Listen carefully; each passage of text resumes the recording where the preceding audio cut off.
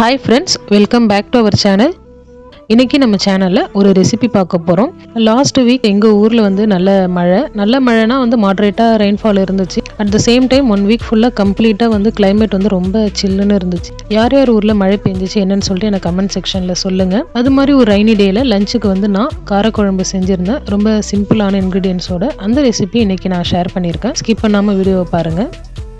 இப்போ ரெசிபிக்கு போயிடலாம். ஃபர்ஸ்ட் வந்து ஒரு மண் சட்டியில் நான் ஆயில் ஆட் பண்ணிக்கிறேன். மண் சட்டியில் குக் பண்ணுற டிஷ்ஷஸ் எல்லாமே ரொம்ப டேஸ்டியாக இருக்கும். ஸோ ஆயில் ஹீட் ஆனதுக்கப்புறமா கடுகு, வெந்தயம் அண்டு மிளகு இது மூணுமே ஆட் பண்ணிக்கிறேன். இப்போ இது பொரிஞ்சதுக்கப்புறமா கருவேப்பிலை ஆட் பண்ணிக்கலாம். ஸோ கருவேப்பிலையும் நல்லா பொரிஞ்சிடுச்சு. இப்போ இதில் ஒரு 10லேருந்து 15 பூண்டு எடுத்திருக்கேன். பூண்டு கொஞ்சம் பெருசாக இருக்கிறதால ஒரு 10 to 15 எடுத்திருக்கேன். கொஞ்சம் சின்னதாக இருந்தால் நீங்கள் ஒரு 20 கூட எடுத்துக்கலாம். சின்ன வெங்காயம் ஆட் பண்ணிக்கலாம். ஒரு 20 to 25 நம்பர் சின்ன வெங்காயம் வந்து இதில் ஆட் பண்ணிக்கலாம்.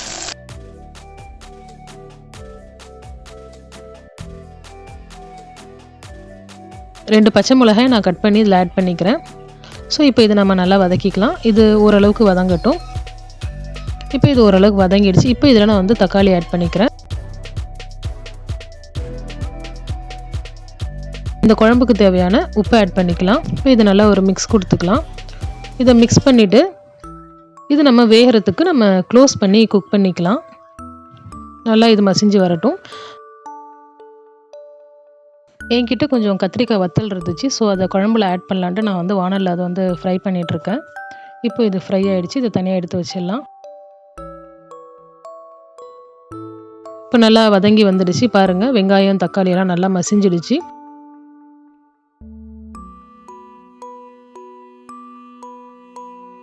இப்போ இதில் 1/2 ஸ்பூன் மஞ்சள் தூள் and 1 table spoon chilli powder and 1.5 table spoon வந்து நான் தனியாத்தூள் ரெண்டுமே எடுத்திருக்கேன். இதை ஆட் பண்ணிவிட்டு இதை நம்ம வந்து நல்லா மிக்ஸ் பண்ணிக்கலாம்.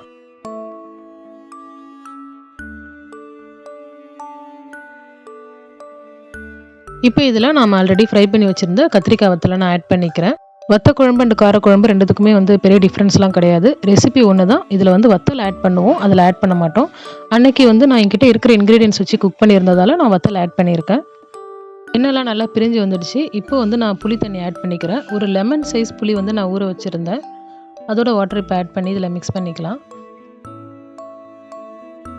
நல்லா திக்காக இருக்குது. இப்போ இதில் இன்னும் கொஞ்சம் வந்து நம்ம வாட்டர் ஆட் பண்ணிக்கலாம்.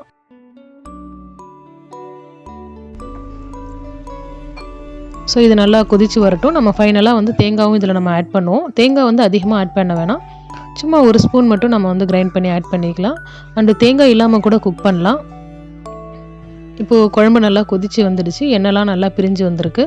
இப்போ நான் ஆல்ரெடி வந்து நான் சொன்னேன் இல்லையா, தேங்காய் அரைச்சி வச்சுருக்கேன்னு. ஸோ கிரைண்ட் பண்ணி வச்சுருக்கிற தேங்காவை ஆட் பண்ணிக்கலாம். தேங்காய் வந்து இந்த குழம்புக்கு திக்னஸ் கொடுக்கறதுக்காக இல்லை, தேங்காயோட ஃப்ளேவர் இருந்தால் நல்லா இருக்குங்கிறதுக்காக தான். சும்மா ஒரு ஸ்பூன் தேங்காய் துருவல் ஆட் பண்ணி கொஞ்சமாக வாட்டர் ஆட் பண்ணி நான் வந்து அதை அரைச்சி எடுத்திருக்கேன். அவ்வளோதான். ரொம்ப சிம்பிள் அண்ட் ஈஸியான காரக்குழம்பு ரெடி ஆகிடுச்சு. நல்லா ஹாட் ரைஸோடு போட்டு சாப்பிட்றப்ப ரொம்ப டேஸ்டியாக இருக்கும். நீங்களும் இந்த ரெசிபியை ட்ரை பண்ணி பாருங்கள்.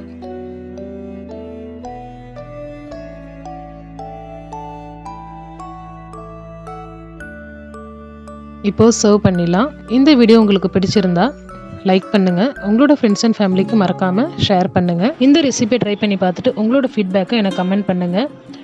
நம்மளோட சேனலை நீங்கள் ஃபஸ்ட் டைம் பார்க்குறீங்கன்னா மறக்காமல் சப்ஸ்கிரைப் பண்ணுங்கள். And don't forget to press the bell button. Thanks for வாட்சிங்.